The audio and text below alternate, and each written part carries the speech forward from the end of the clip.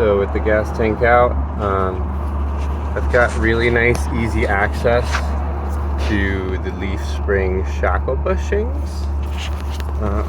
Those are up in here.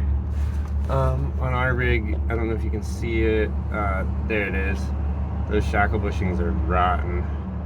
So since we got the gas tank out, it's just a matter of pulling these bolts off, pulling that plate off, getting the shackle out, and then getting all that rotten rubber out, dressing the new bushings in a bunch of lube, putting them back in there and putting it all back together. But that should be an adventure.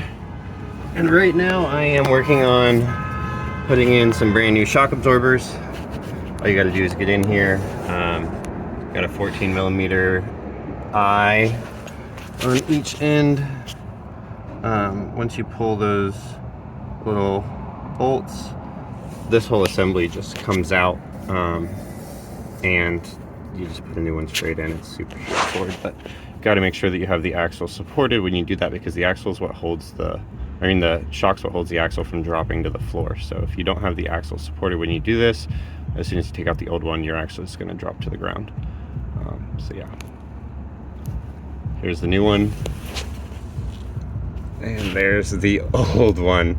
I just got the old one off of this first side, and it doesn't have any resistance. It doesn't have any bounce back. I think this is going to be really, really good for Bertha.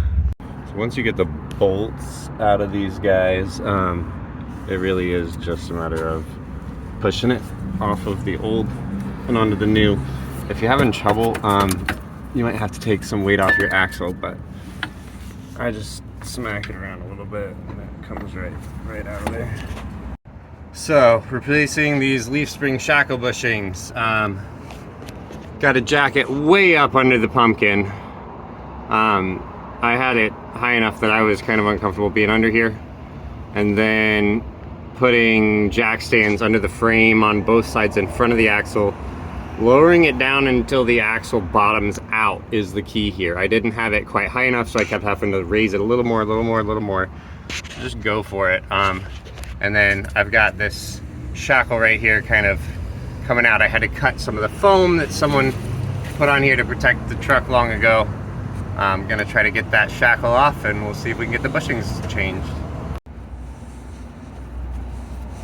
So anytime we're working around these bolts that could get damaged, I'm never gonna use metal on metal. I wouldn't hit that directly with any sort of force, so using something to distribute that force, that way I don't damage anything.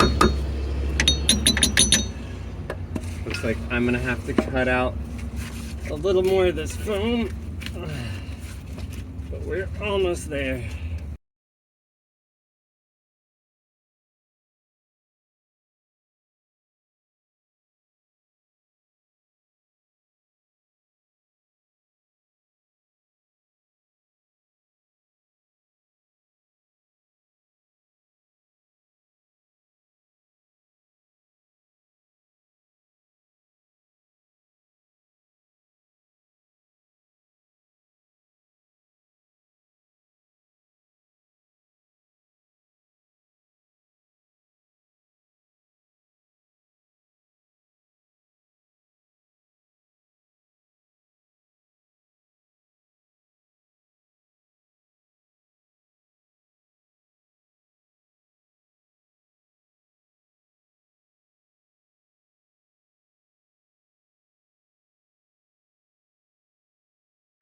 So, I don't know if you can see this, but these old rotten ones were keeping it from being able to slide out. So I was able to put my finger in, kind of push these out from the other side, and then was finally able to get this to clear that. So now we're going to take off the old rotten ones and put a bunch of grease on here and on the bushings, and then put it back together. As you can see, the old bushings were not in the best shape, so hopefully that's going to make our ride a lot smoother. give us a little bit more clearance.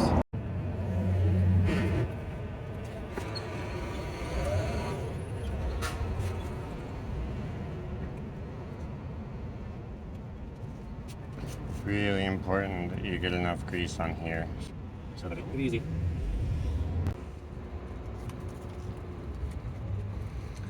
There's no gunk up inside of here. If there's any residual rubber in here, you want to get that out with a wire brush. Make sure you're starting with a clean surface.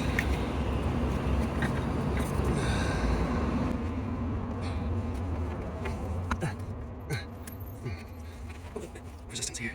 I should just slide back in for the most part. There we go. And there's the bushing that has to go. The other side of this. Bolt. The inside of that bolt.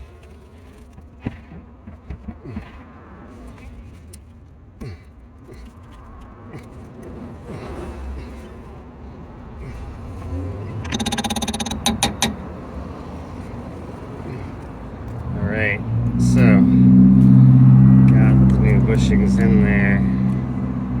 Gonna try to make sure I keep it even as I pry it back in.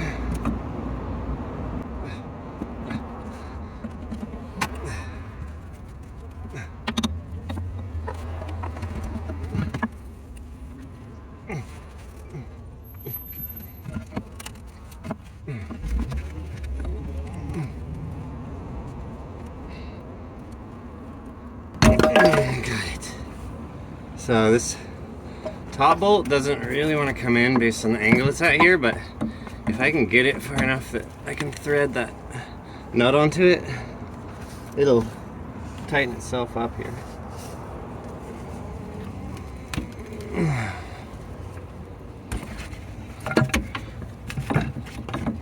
We'll see. I'm gonna dick around with it until I get it tight.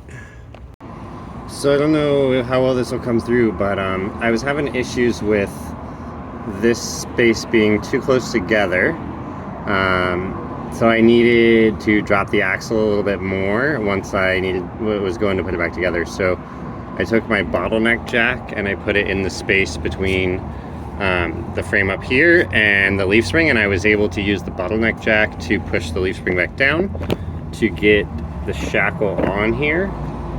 And then this top bolt wouldn't come through enough for me to get the nut to bite on it. So what I did was I took a 2x4 behind here, pried really hard forward, finally was able to get a nut on it, and then pulled it all the way through. So I'm putting the nut with the lock washer on this side. I'm going to screw that one down, and then I should be able to take this nut back off and get the lock washer under it. But before, there just wasn't enough space to put everything back together. So I'm using the nut to actually pull that bolt back through, and then getting the extra hardware under there. So right now I'm over on the driver's side. These ones are right up against, this is the black water tank here. And so you've got very little clearance. I don't know how well this will come through here. Very little clearance on the backside for those bolts to come off. And what I ended up having to do was I was able to take the bottom one off, and then the top one I got to the point where it was off, but it was wedged between the black water tank and the bolt, and I was able to pry that black water tank to the side a little bit, very carefully, not cracking it, to get the nut to fall off. And now that I've gotten the shackle moving, hopefully it won't be too crazy to get out of here. Alright guys, as you can see here, there is new bushings on either side of that hanger, and then got the nuts back together. And the last thing I'm going to do here is I'm going to take my breaker bar and I'm going to torque that to metric very tight. It's a precise metric measurement, but fucking tight I think is the formal name for it. I don't know, very tight.